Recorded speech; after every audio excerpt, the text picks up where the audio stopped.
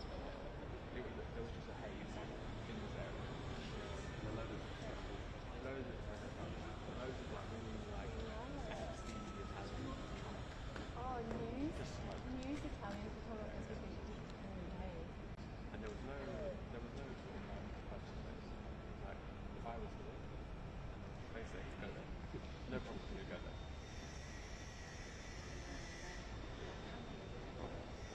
I love the one-handed like earth fire over the top. That was the thing. Like sort of like, oh, I can't get that shot, but I'm gonna ruin yours by just like one-handed like over your shoulder.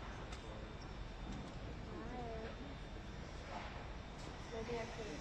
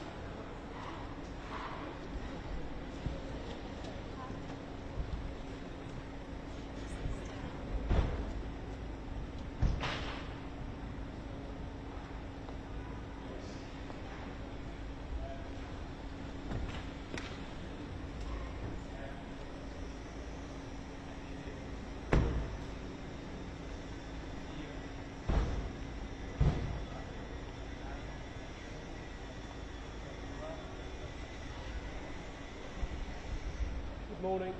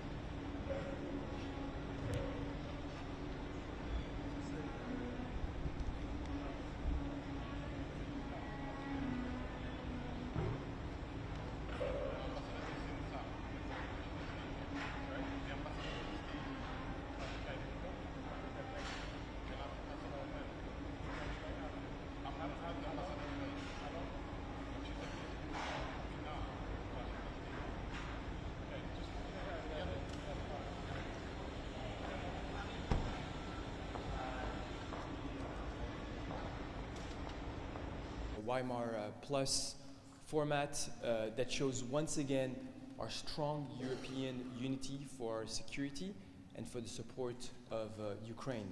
I'm speaking, of course, just after the historic visit by President Macron, the German Chancellor, the British Prime Minister, the Polish Prime Minister in Ukraine, where they met with President Zelensky and reiterated their clear support for just and lasting peace in Ukraine.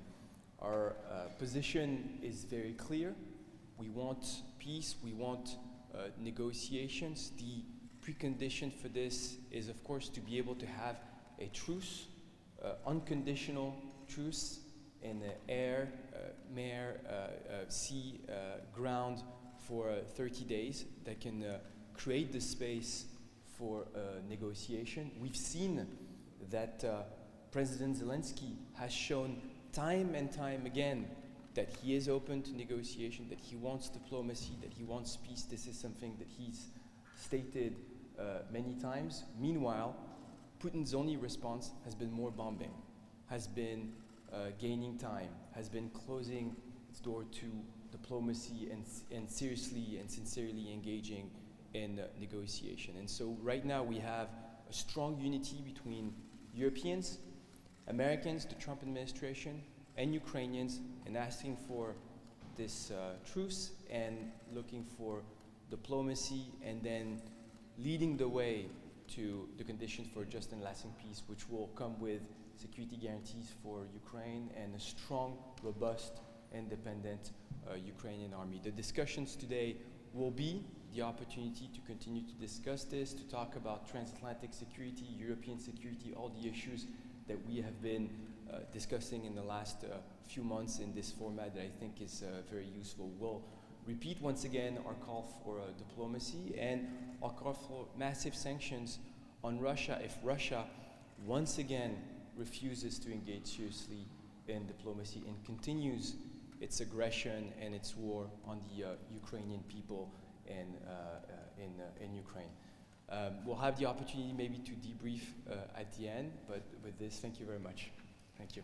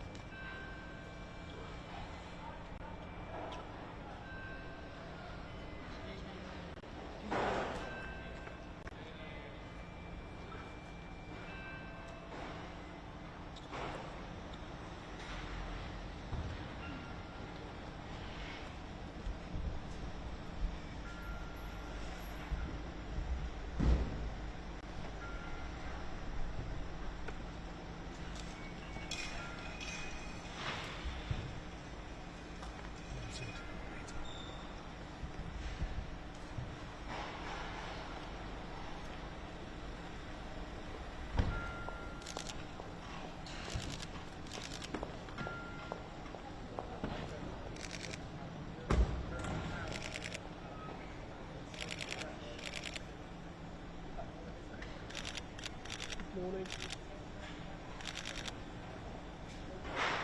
Hello. Hello.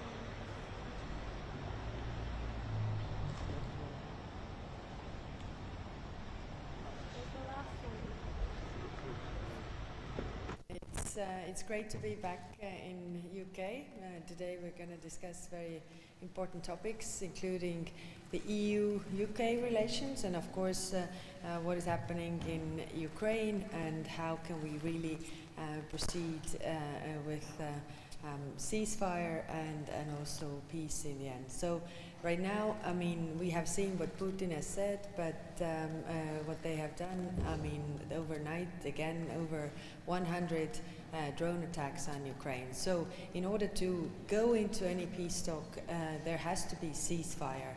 And we also need to see that Russia wants this, to show goodwill, to sit down and talk to Ukrainians. So it is not there. We have to put pressure on Russia to really want peace and to sit down and to talk with Ukraine. On EU-UK relations, so we have the negotiations going on about the defense and security partnerships. I think this is very important in this very turbulent time that our very close partner, UK and EU, have this relationship also regarding defense and security. We already have a lot of cooperation points. We need to develop them further, so I'm hoping that we get this agreement signed in the UK summit that is coming up next week. Thank you. BBC, can I ask, at that summit, what is the EU side looking for specifically from the UK in that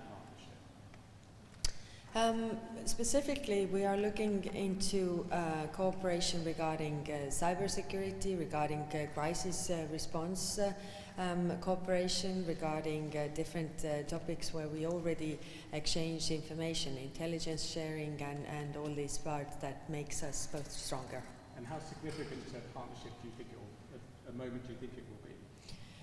I think it's very important. We know that our relationship has had some difficult past over the past few years, and this is a good point considering what is going on in the world. We are the most likely partners, and that's why I think we need to move forward with this partnership. You said for a few weeks already that Putin needs to come to the table.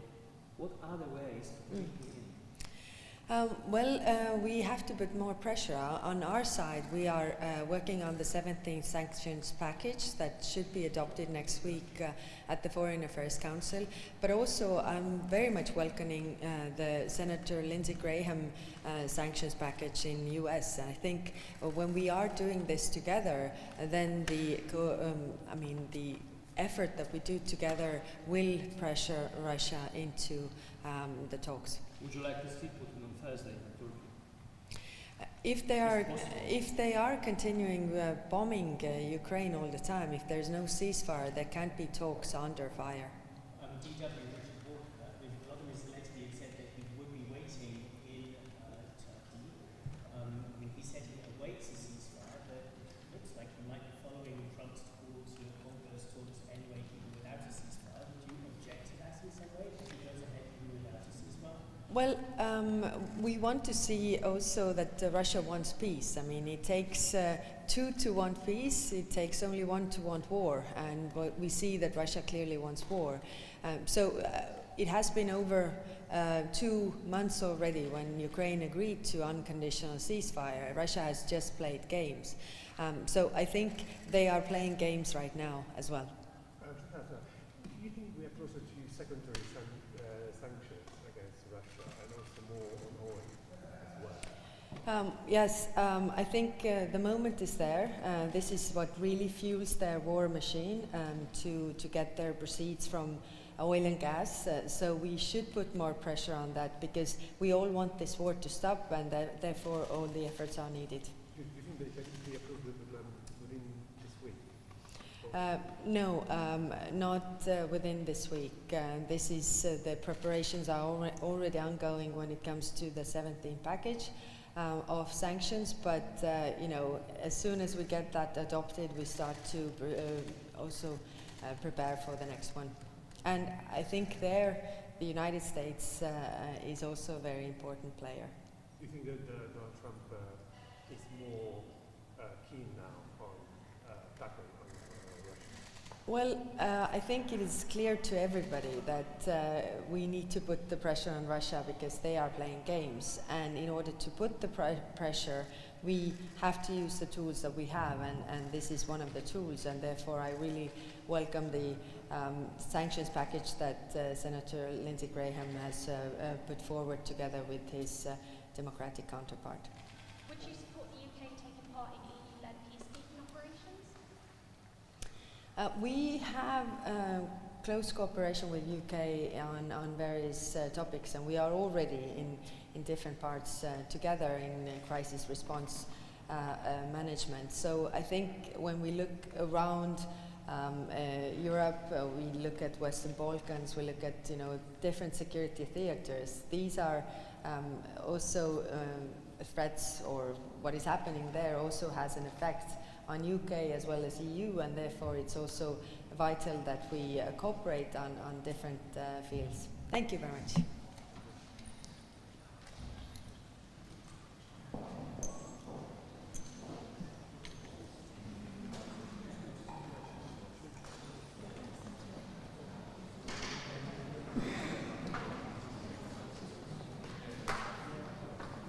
Polish Foreign Minister will be coming in next, so if any Polish media want to make themselves closer to the front, that would be great.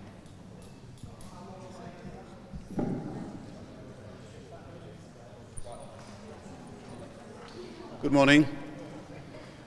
Delighted to be here at Lancaster House. Very important meeting after the trip to Kiev of our heads of government. We have agreed to continue to be of service to the cause of peace. We hope that parties will find a way to cease fire and to have productive, real negotiations about ending this war and bringing back respect for international law. I'm here on behalf of Prime Minister Tusk. We hope to narrow down with the Foreign Minister of Ukraine as to what needs to happen, what, above all, the Russian Federation needs to do for this war to end. Panie ministrze, prezydent Zełański mówi, że pojedzie, będzie czekać w Turcji na prezydenta Putina, ale ceasefire, czyli zawieszenie broni, już się nie utrzymuje ze strony rosyjskiej. Jaki jest sens, żeby jechał? Po co? Pan by go namawiał, żeby jechał jednak, czy nie ma sensu teraz? Tak, to kolejny dowód na to, że Ukraina okazuje dobrą wolę. Już ponad miesiąc temu prezydent Ukrainy zaakceptował bezwarunkowo 30-dniowe zawieszenie broni. A to Federacja Rosyjska wymyśla pomysły, dla których chce nadal kontynuować ataki na Ukrainę.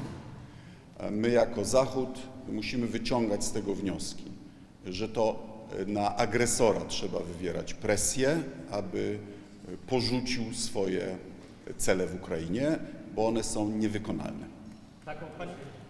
Panie ministrze, zamknął pan konsulat. Dlaczego i czy kiedykolwiek się pan spodziewał, że z takich powodów inne państwo podpala komuś budynek, będzie pan musiał reagować?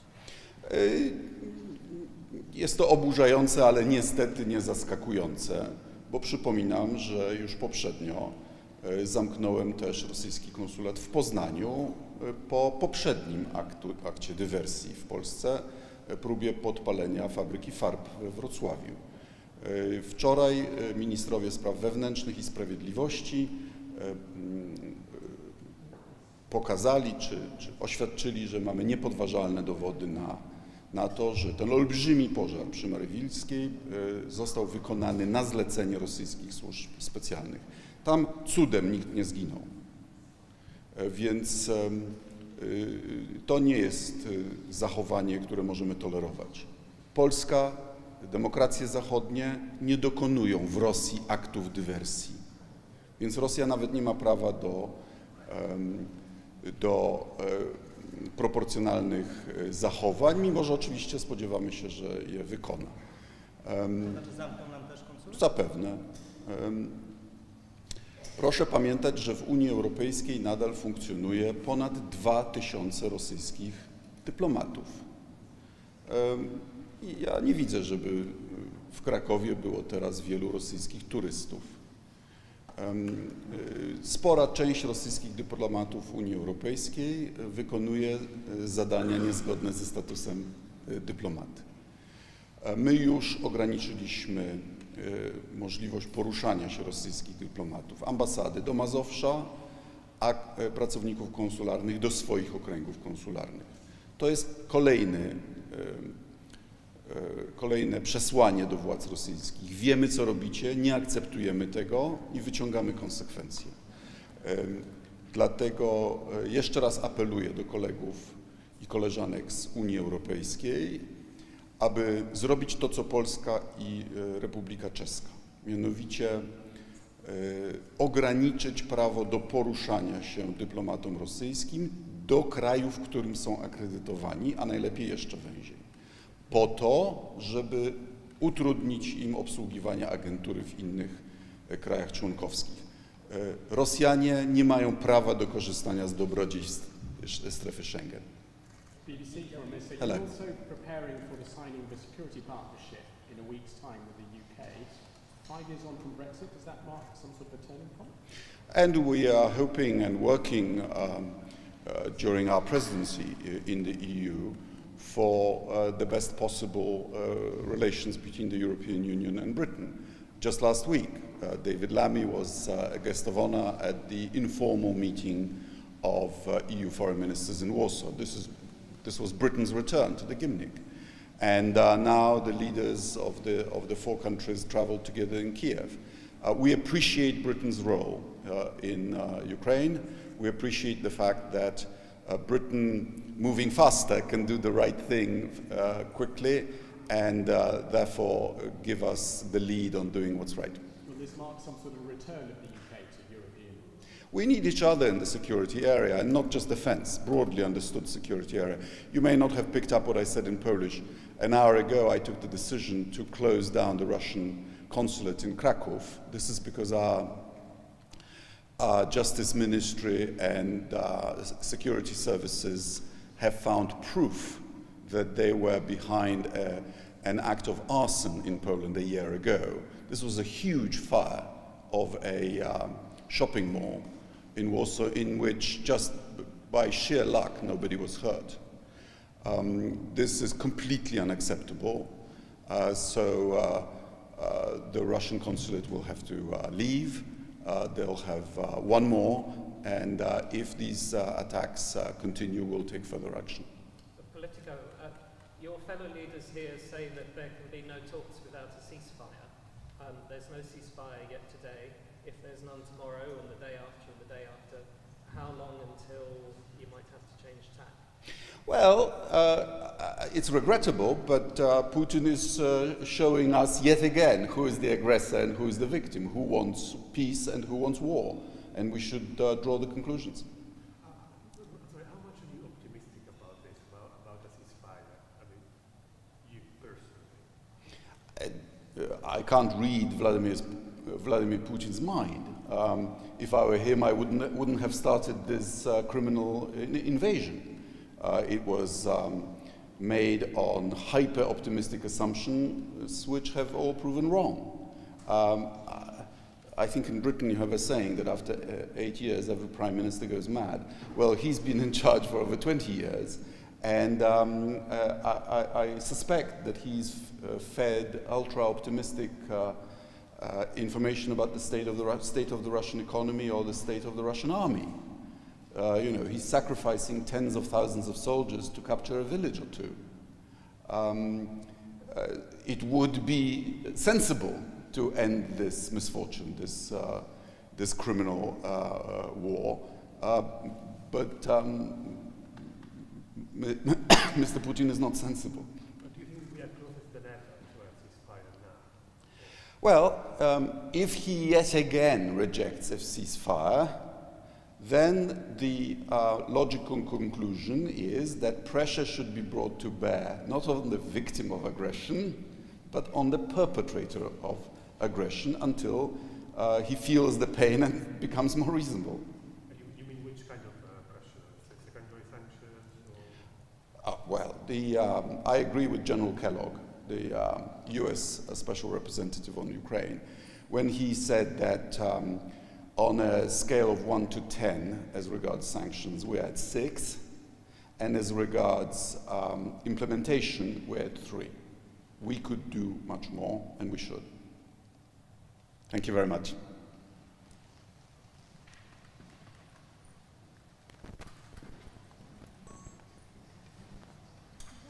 We'll have the Spanish Foreign Minister arriving in just over 10 minutes.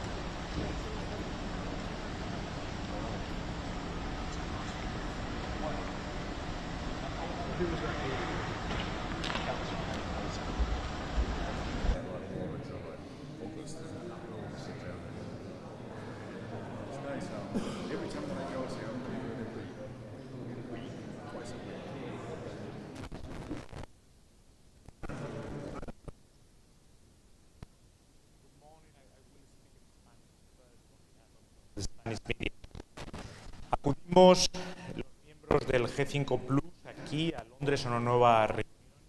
En primer lugar, para apoyar la paz en Ucrania y en segundo lugar, para apoyar a Ucrania en su defensa de su soberanía y la libertad. El presidente Zelensky, unido con todos los europeos, ha hecho una propuesta clara, firme, incondicional, un alto el fuego de 30 días que debería de empezar hoy. Los europeos queremos la paz, Ucrania quiere la paz. Es el momento de que Rusia y Vladimir Putin respondan, si quieren la paz, si aceptan esa tregua incondicional de 30 días, que sería un primer paso hacia lo que todos queremos, que es una paz duradera, justa, acorde con los principios de la Carta de las Naciones Unidas. Y mientras tanto, los europeos, y hoy lo vamos a reafirmar, vamos a seguir apoyando a Ucrania tanto tiempo como sea necesario para que conquiste esa paz, para que conquiste definitivamente su libertad y su soberanía con todos los medios que tenemos a nuestro alcance. Un apoyo de todas las maneras posibles, incluido el equipamiento militar, un refuerzo de las sanciones, la utilización de los activos rusos congelados en nuestras manos y, por supuesto, la defensa del derecho internacional humanitario y de la Carta de las Naciones Unidas. The Europeans of the G5 Plus group, we come here today to London to a new meeting for two things. First, to support peace in Ukraine, and secondly, to support Ukraine in its struggle for its freedom and its sovereignty. The Europeans, we want peace. Ukraine and the government of President Zelensky want peace. Now it's up to Russia and Vladimir Putin to give their answer. Do they want peace? President Zelensky, together with all of us, has put on the table a very clear proposal.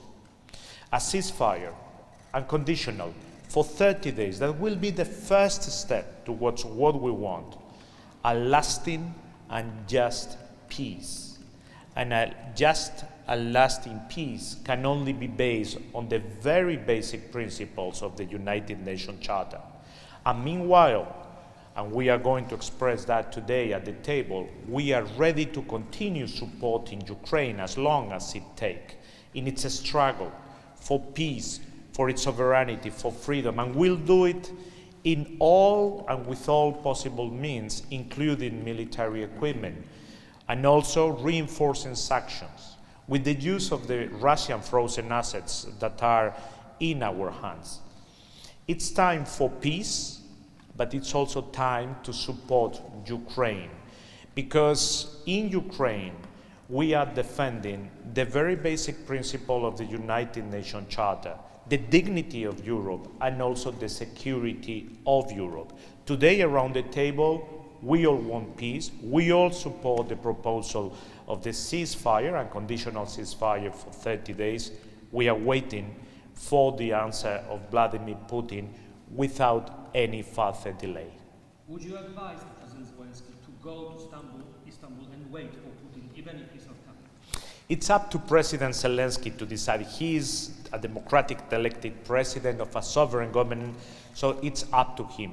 It's most to the Russian and Vladimir Putin that I would talk to. He must accept this unconditional ceasefire. If the conditions are met, this ceasefire, of course, is not an end in itself. It's a first step towards a just and lasting peace, and therefore the meeting in Istanbul, of course, would have sense. But if the meeting in Istanbul is just a way of delaying and really kicking the ball down the street, then it's worthless. Thank you very much. Ministro, sí. ¿Qué medidas concretas ha estudiado el gobierno y va a presentar ante esta mesa para incrementar la presión sobre Vladimir? Lo estamos trabajando todos los europeos conjuntamente. Hace mucho tiempo que todos trabajamos conjuntamente, solidariamente, en Bruselas, en el seno de la Unión Europea, junto con el Reino Unido y, por supuesto, junto con Ucrania. Y están ahí.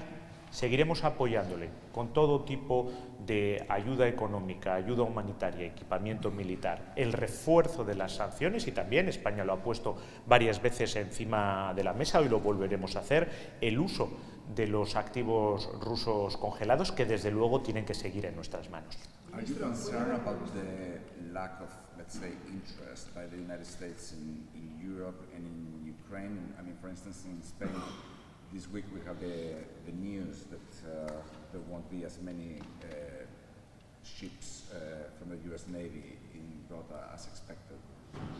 After the meeting of last Saturday of the different leaders, they had a very meaningful conversation with President Trump, and we were more or less on the same page.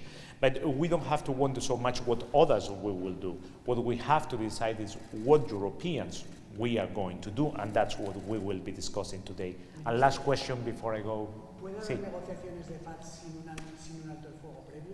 Yo creo que negociaciones de paz sin un alto el fuego previo no son negociaciones de paz seria.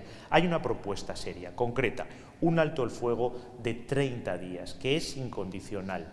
Eso es lo que demuestra quién quiere la paz, como la quiere el presidente Zelensky, Ucrania y los europeos, y quién prefiere la guerra. Muchas gracias. Thank you.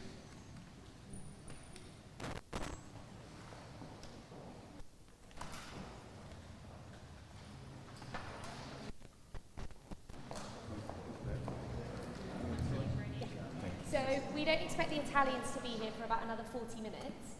You're welcome to go back downstairs to the basement to get any refreshments, but would you just please make yourself known to my colleagues over there, and they can escort you downstairs if you do want to go back downstairs to the basement.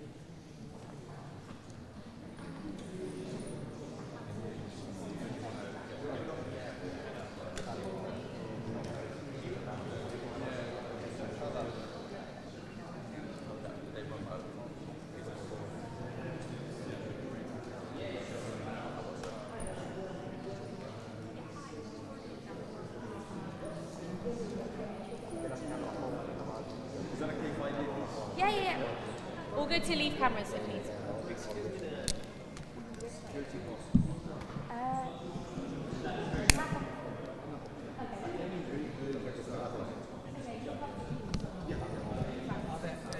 Spegniamo, che dici?